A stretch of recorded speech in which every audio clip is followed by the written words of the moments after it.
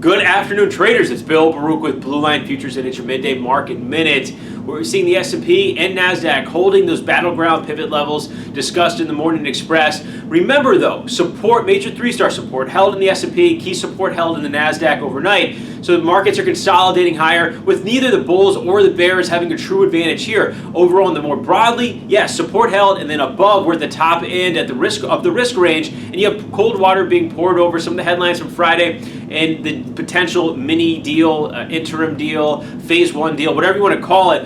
So continue to watch the headlines. Retail sales Wednesday, and you have earnings that really come out with banks, JP Morgan tomorrow. Start getting things rolling. And then until then, though, it looks like the range is defined between those areas. For crude oil, we're falling down here sharply. This was the fade. We talked about it Friday, coming out of the weekend. We're working here at the desk, position short.